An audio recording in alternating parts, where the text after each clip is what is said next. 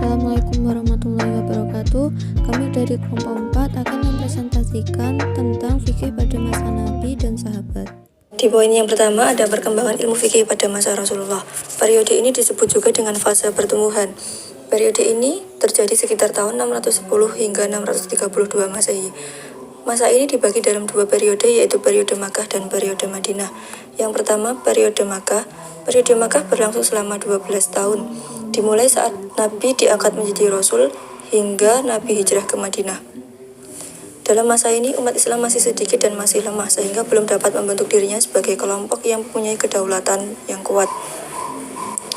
Pada masa ini, Nabi berfokus pada pondasi ketauhidan dengan cara menjauhkan manusia dari menyembah berhala menuju penghambaan yang nyata, yaitu kepada Allah yang Maha Esa. Selanjutnya, pada masa ini, hampir tidak ditemukan ayat-ayat yang berbicara tentang ketetapan hukum, karena pada masa ini Nabi belum mendapatkan dukungan-dukungan yang kuat. Dan pada masa ini juga, Nabi belum mendapatkan hal-hal yang mendorong Nabi untuk mengadakan pembentukan hukum. Periode kedua dalam periode Nabi adalah periode Madinah. Periode Madinah berlangsung selama 10 tahun. Periode Madinah ini dimulai saat Nabi hijrah ke Madinah dan menetap di sana sampai wafatnya.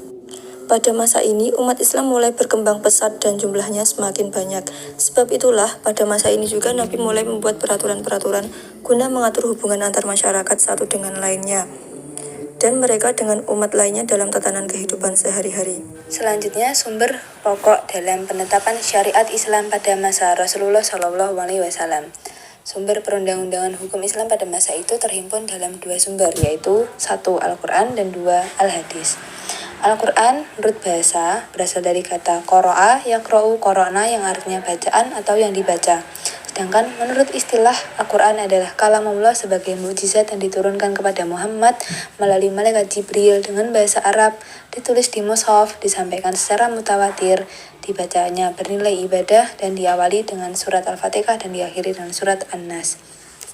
Pokok-pokok isi Al-Quran ada 5, yaitu tauhid, ibadah, janji dan ancaman, jalan mencapai kebahagiaan dunia dan akhirat, riwayat dan cerita kisah umat terdahulu. Dasar kehujahan Al-Quran dan kedudukannya sebagai sumber hukum tercantum pada surat Al-Maidah ayat 49 yang artinya, dan hendaklah kamu memutuskan perkara di antara mereka menurut apa yang diturunkan Allah, dan janganlah kamu mengikuti hawa nafsu mereka. Al-Quran merupakan sumber hukum yang utama dalam Islam dan menempati kedudukan pertama dari sumber-sumber hukum Islam yang lain. Pedoman Al-Quran dalam menetapkan hukum sesuai dengan perkembangan dan kemampuan manusia. 1. Tidak memberatkan. Tercantum dalam Quran Surat Al-Baqarah ayat 286 yang artinya, Allah tidak membebani seseorang melainkan sesuai dengan kesanggupannya. Contohnya, sholat wajib, ketentuan sholat wajib. Yang kedua, meminimalisir beban. Dasar ini berkaitan dengan pedoman yang pertama. Dengan dasar ini kita dapati rukhsah atau keringanan dalam beberapa jenis ibadah, seperti menjamak dan mengqashar sholat apabila dalam perjalanan dengan syarat yang telah ditentukan. Yang ketiga, berangsur-angsur dalam menetapkan hukum. Allah berangsur-angsur menetapkan hukum dikarenakan 1. Mengokohkan hati Rasulullah.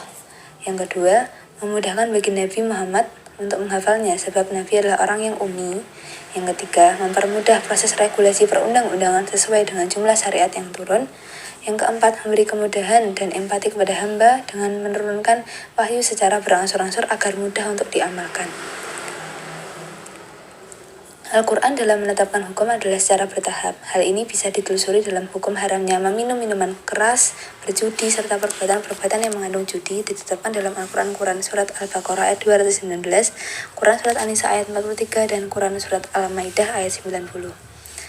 Subbab yang kedua, Al-Hadis. Al-Hadis menurut bahasa artinya yang baru, yang dekat, atau warta. Sedangkan menurut istilah, Al-Hadis adalah segala sesuatu yang disandarkan kepada Nabi Muhammad SAW, baik berupa perkataan, perbuatan, cita-cita maupun takrir beliau.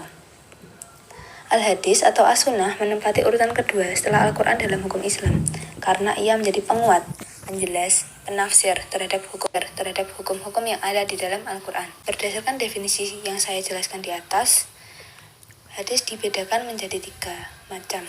1.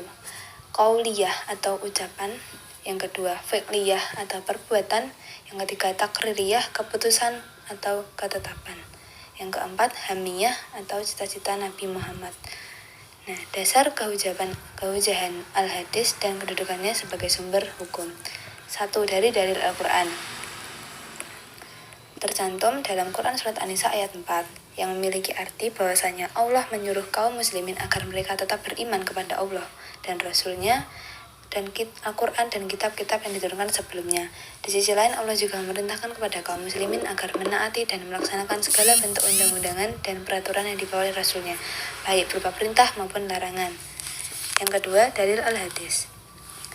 Dalam salah satu pesan Rasulullah berkenaan dengan kewajiban menjadikan hadis sebagai pedoman hidup, yang artinya, aku tinggalkan 2 pusaka untukmu sekalian, yang kalian tidak akan tersesat selagi kamu berpegang teguh pada keduanya, yaitu berupa kitab Allah dan sunnah Rasul-Nya. Hadis riwayat Malik. Hadis di atas menunjukkan bahwasanya berpegang teguh kepada hadis atau menjadikan hadis sebagai pegangan dan pedoman hidup itu adalah wajib, sebagaimana wajibnya berpegang teguh kepada Al-Quran. Yang ketiga, kesepakatan ulama. Seluruh umat Islam telah sepakat menjadikan hadis sebagai salah satu dasar hukum syariat Islam yang wajib diikuti dan diamalkan, karena sesuai dengan kehendaki Allah SWT. Hadis terhadap Al-Quran. 1. Bayanut tafsir, sebagai penjelas atau memerinci ayat-ayat Al-Quran yang masih global dan memberikan batasan terhadap ayat Al-Quran yang belum ada batasannya. Contohnya, hadis tentang tata cara ibadah sholat. Yang kedua, bayanut takrir, yaitu sebagai penguat ketentuan-ketentuan yang telah ditetapkan dalam Al-Quran. Contohnya, hadis tentang tata cara berwudu. Yang ketiga, bayanut tasyri', yaitu menetapkan hukum suatu perkara yang tidak ada ketentuan nasnya dalam Al-Quran. Contohnya, hadis tentang penetapan zakat fitrah.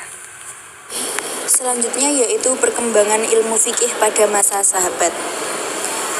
Pada masa sahabat ini disebut juga fase perkembangan, yang juga dikenal dengan masa persiapan pembentukan fikih secara historis. Masa ini merupakan masa pemerintahan Khulafaur Rasyidin. Pada masa sahabat, frekuensi ijtihad semakin bertambah. Hal ini disebabkan munculnya permasalahan baru yang menuntut adanya kepastian hukum. Di sisi lain, wahyu sudah berhenti bersama wafatnya Rasulullah. Keadaan ini memaksa para sahabat, terutama Khulafaur Rasyidin, melakukan penafsiran baik secara musyawarah atau hikmah maupun ijtihad pribadi. Sunnah Rasul sebagai pengarahan umum juga landasan penetapan hukum tersebut dipelajari dari yang diingat dari Rasul atau yang dipahami dari Al-Quran dan Sunnah, atau membentuk pendapat sendiri dengan mempertimbangkan nilai syariah. Perbedaan pendapat masih tetap ditolerir sebagai wujud penghargaan terhadap kebebasan berpendapat. Di samping itu, para sahabat bahkan para khalifah bersifat komparatif dengan menerima nasihat siapapun maupun gugatan atas keputusan yang mereka hasilkan.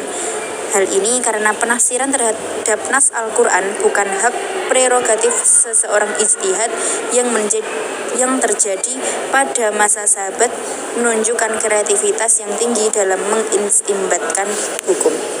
Selanjutnya, faktor yang mendorong perkembangan fikih pada masa sahabat. Yang pertama, secara historis masa ini adalah masa pemerintahan Khulafaur Rasyidin. Terjadi banyak perubahan dan perkembangan masa ini. Wilayah Islam sudah meluas hingga meliputi Syria, Yordania, Mesir, Irak, dan Persia.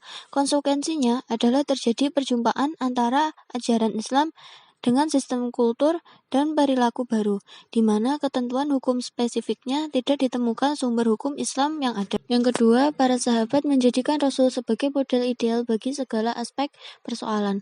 Sunnah Rasul ditetapkan sebagai pengarah umum sekaligus landasan bagi penetapan hukum. Dasar keputusan tersebut berupa apa yang dipelajari atau diingat oleh Rasulullah atau yang dipahami dari Al-Quran dan Sunnah, atau membentuk pendapat sendiri dengan mempertimbangkan nilai syariah. Perbedaan pendapat masih tetap ditoleransi sebagai wujud penghargaan terhadap kebebasan berpendapat. Yang ketiga, ijtihad yang terjadi pada masa sahabat menunjukkan kreativitas yang tinggi dalam mengistimbatkan hukum. Misalnya, Abu Bakar menerapkan surah ke-50 dalam penyerangan ke Syria, yaitu membiarkan penduduk Kristen menjalankan hukum dan adatnya sendiri. Kemaslahatan atau public interest menjadi dasar bagi keputusan-keputusan hukumnya. Ciri khas yang menonjol dalam perkembangan fikih periode ini adalah yang pertama, bersifat realistis karena ketetapan fikihnya berdasarkan pada problem-problem aktual yang terjadi. Yang kedua, bersifat terbuka karena tidak menetapkan prosedur tertentu yang harus diikuti dalam aturan hukum. Yang ketiga, mengedepankan musyawarah ijma daripada menggunakan pendapat pribadi dalam penetapan hukum.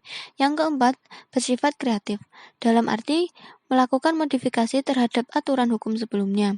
Alasan modifikasi ini adalah tiadanya ilat bagi keberadaan hukum tersebut dan atau perubahan kondisi. Yang kelima, khalifah sentris, yaitu keputusan akhir yang melibatkan ijma dan ijtihad berada di tangan khalifah, namun keputusan khalifah sebelumnya tidak mengikat bagi khalifah sesudahnya. Mungkin cukup sekian presentasi dari kami, kurang lebihnya mohon maaf. Akhiran wassalamualaikum warahmatullahi wabarakatuh.